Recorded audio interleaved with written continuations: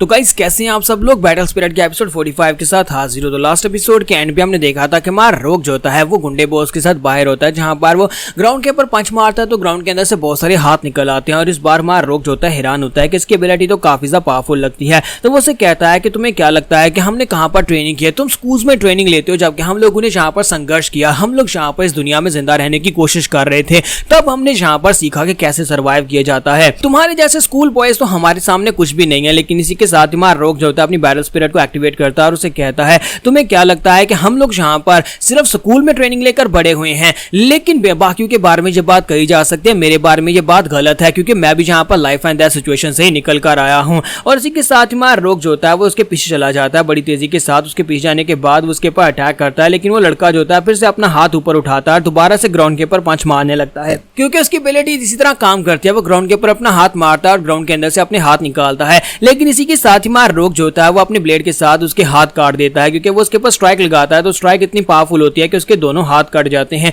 और वो लड़का वहीं पर ग्राउंड के ऊपर गिर जाता है। तुम्हारा रोग जो होता है उसे नीचे गिराने के बाद उसे कहता है कि आप बताओ कि यहाँ पर किसके मरने की बारी है। और इसी के साथ ही रोग उसे गिराने के बाद उसकी स्पिरिचुअल एनर्जी को एब्जॉर्ब करने वाला है। तो जब वो नीचे गिर जाता है तो बॉस लड़का उसे कहता है कि प्लीज मुझे माफ कर दो, हमें यहाँ पर गलत रिपोर्ट दी गई थी, तुम्हारे बारे में कहा गया था कि तुम एक लो क्लास के वॉरियर हो, लेकिन तुम तो यहाँ पर लो क्लास के वॉरियर नहीं हो, तुम तो यहाँ पर काफी ज्यादा पावरफुल हो। तुम्हारा रोग उसे कहता है कि प्लीज माफ करना, पर अब यहाँ पर मैं पहला एक्सपेरिमेंट तुम्हारे ऊपर ही करने वाला हूँ। और वो मैलिस से कहता है कि मैलिस अब बताओ कि इसकी स्पिरिचुअल एनर्जी को कैसे एब्जॉर्ब करना है। तो मैलिस उसे बताती है कि बस यहाँ पर उसकी एनर्जी को अपनी तरफ खींचना स्टार्ट करो। वो उसकी स्पिरिचुअल एनर्जी को अपनी पावर बना रहा होता है, यानी कि उसकी बॉडी के अंदर से स्पिरिचुअल एनर्जी जो होती है वो निकल कर हमारे रोग की बॉडी के अंदर एब्जॉर्ब होना शुरू हो जाती है। और गुंडा बॉस भी इस बात से काफी ज्यादा हैरान होता है और कहता है कि ये इम्पॉसिबल है, ये कैसे पॉसिबल है, तुम यहाँ पर मेरी स्पिरिचुअल एनर्जी को कैसे ले सकते हो। तो वो कहता है कि मेरी स्पिरिचुअल एनर्जी सारी की सारी एब्जॉर्ब हो रही है। और जबकि हमारा रोग जो होता है उस एनर्जी को महसूस कर रहा है कि उसकी बॉडी के अंदर उसकी स्पिरिचुअल एनर्जी पहले से काफी ज्यादा बढ़ती जा रही है। वो सारी स्पिरिचुअल एनर्जी जो एब्जॉर्ब कर रहा था वो उसकी बॉडी के अंदर जो क्रिस्टल होता है उस क्रिस्टल के अंदर जाकर जमा हो रही होती है।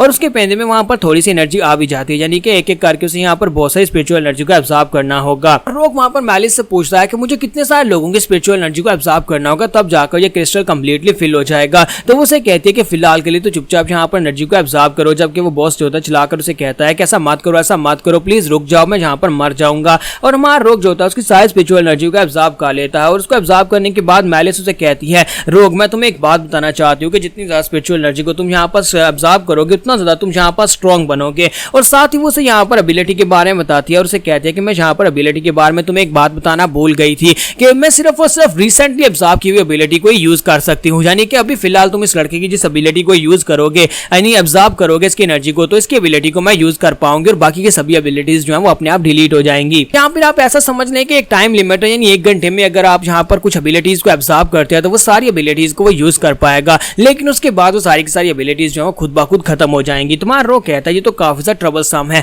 अब मुझे यहाँ पर ये फैसला करना पड़ेगा कि मुझे कौन कौन सी एबिलिटीज रखनी है और कौन सी छोड़नी है। तो इस बंदे की एबिलिटी को मेरे ख्याल में मैंने एब्जॉर्ब कर लिया है। तो वो उसे कहता है कि लेकिन इसकी एबिलिटी को मैं एब्जॉर्ब कैसे करूंगा। तो वो उसे कहती है तुमने इसकी स्पिरिचुअल एनर्जी को एब्जॉर्ब किया तो इसका मतलब यह है कि इसकी सारी की सारी एबिलिटीज भी तुम्हारे पास काफी हो चुकी हैं। तुम्हारा रोग कहता है चलो फिर चेक करके देखते हैं। और इसी के साथ हमारा रोग जो होता है वो ग्राउंड के ऊपर अपनी उंगली लगाता है और कहता है कि चलो इसी के मूव को यूज करते हैं। जबकि वो गुंडा बॉस ग्राउंड के ऊपर गिरा पड़ा होता है, इसी के साथ ग्राउंड के अंदर से बड़े बड़े हाथ निकल आते हैं। क्योंकि हमारा रोग जो होता है वो अपनी मैलिस की पावर को यूज कर रहा था, इसी वजह से उसकी एबिलिटी जो होती है वो उस गंजे बॉस की एबिलिटी से ज्यादा होती है। तुम्हारा रोग कहता है ये तो काफी ज्यादा इंप्रेसिव स्किल है, लेकिन मुझे लगता है कि दूसरे लोगों की एबिलिटीज को कॉपी करके यूज करना काफी ज्यादा ऑकवर्ड है। फिर साथ ही वो सोच रहा था कि मैलिस मुझे एक बात बताओ, क्या तुम यहाँ पर दूसरों की कॉपी की हुई एबिलिटीज को एडवांस कर सकती हो, क्या उनको बेहतर बना सकती हो। तो वो कहती है हाँ मैं कर सकती हूँ। इसी के साथ ही हमारा रोग कहता है मुझे लगता है कि मुझे अंदर चलना चाहिए कि वहां पर वो दोनों लड़कियां पता नहीं अपनी फाइट को जीत पाई होंगी या नहीं। और अंदर का सीन दिखाते हैं जहां पर वो लड़का जो होता है वो गार्डिस के ऊपर अटैक किए जा रहा था, वो बार बार उसके ऊपर पंचेस मार रहा था, जबकि हमारी गार्डिस जो होती है वो अपनी शील्ड के साथ उसको ब्लॉक कर रही होती है, साथ ही अपना हथौड़ा घुमाकर उसके ऊपर अटैक भी कर रही होती है। और साथ ही वो सोच रही होती है कि इन लोगों की वार स्पिरिट्स काफी ज्यादा कमजोर है, लेकिन इसके बावजूद ये लोग काफी अच्छे से यहाँ पर अटैक कर रहे हैं। जबकि दूसरी तरफ से वो लड़का जो होता है वो भी कहता है कि मुझे लगता है कि हमें यहाँ पर गलत इंफॉर्मेशन दी गई थी, हमें कहा गया था कि ये सभी लो लेवल के वॉरियर्स हैं, लेकिन इनका फाइटिंग एक्सपीरियंस काफी ज्यादा अच्छा है। तो हमारी लिंगना जो होती है उस लड़के से कहती है कि मुझे बताओ कि तुम लोग यहाँ पर किससे ऑर्डर्स ले रहे हो, किसने तुम्हें यहाँ पर हमारे बारे में रिपोर्ट दी थी। तो वो लड़का उसे कहता बकवास बंद करो, तुम्हें क्या लगता है कि हम लोग यहाँ पर तुम्हें इस बारे में कुछ बताने वाले हैं। तुम्हारा बॉयफ्रेंड वहां पर बाहर फाइट करते हुए हार गया होगा, अभी तक वो मर चुका होगा, और हमारा बॉस यहाँ पर आता ही होगा। जैसे हमारा बॉस यहाँ पर आ जाएगा उसके बाद देखना तुम भी यहाँ पर मरोगे। होगी और साथ ही वो सर्जन से कहता है कि सर्जन चलो जल्दी से उस लड़की का खेल खत्म करो, उसे मारो, जहां पर आकर मेरी मदद करो। सर्जन उसे कहती है कि हाँ मुझे भी दिखाई दे रहा है, लेकिन ये लड़की भी काफी ज्यादा टफ ओपोनेंट है। और इसी के साथ वो अपनी बैटल स्पिरिट को एक्टिवेट करते हुए सामने की तरफ फिर से 2 सर्जरी नाइफ को फेंकती है। जब वो नाइफ को सामने की तरफ फेंकती है तो हमारी टैंक्सी जो होती है इस बार फिर से वहां पर स्ट्रीट फाइटर गेम के अंदर से ही वहां पर अपने लिए कैरेक्टर बुलाती है जिसका नाम स्कम गेल होता है और उसके साथ वो उसके ऊपर अटैक करती है। वो अपनी एनर्जी को रिलीज करते हुए उसके दोनों ब्लेड्स को वहां पर ब्लॉक कर लेती है और सर्जन इस बात से काफी ज्यादा हैरान हो जाती है और कहती है कि आखिर जो बच्चे हैं कौन है जी, इतने ज्यादा इंप्रेसिव कैसे हैं। सर्जन भी जल्दी से जंप करते हुए पीछे चली जाती है तो वो उस लड़के से कहती है कि अब हम लोग यहाँ पर क्या करें, लगता नहीं है कि हमारा ऑपरेशन यहाँ पर पूरा हो पाएगा।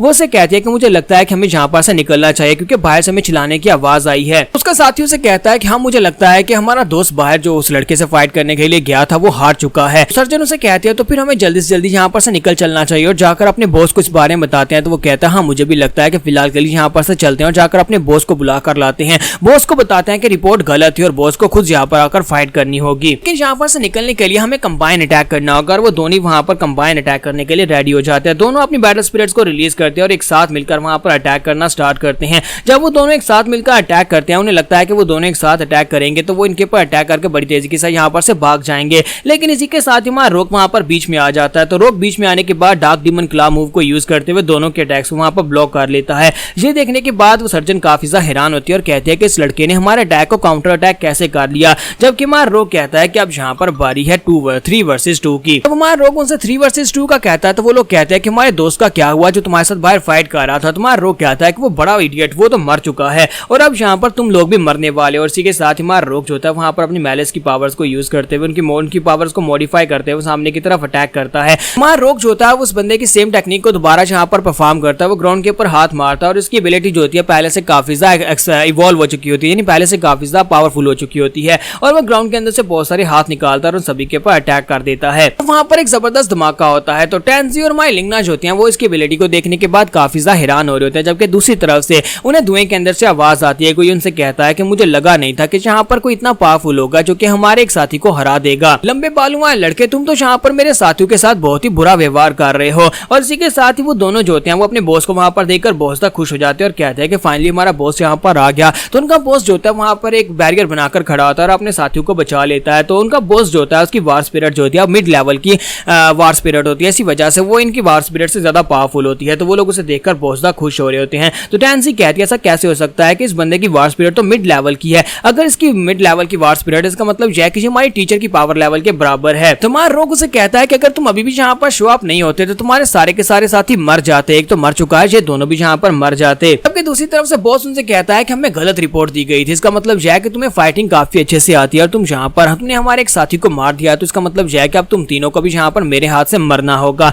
और इसी के साथ ही वो अपनी पावर को रिलीज करते हुए उनके पास अटैक कर देता है। तो यहाँ पर हम लोग अपनी एपिसोड 45 का एंड करेंगे और नेक्स्ट एपिसोड में देखेंगे कि हमारा रोग यहाँ पर इस बॉस को कैसे हरा पाएगा, क्योंकि ये बॉस जो है मिड लेवल का वार हीरो है।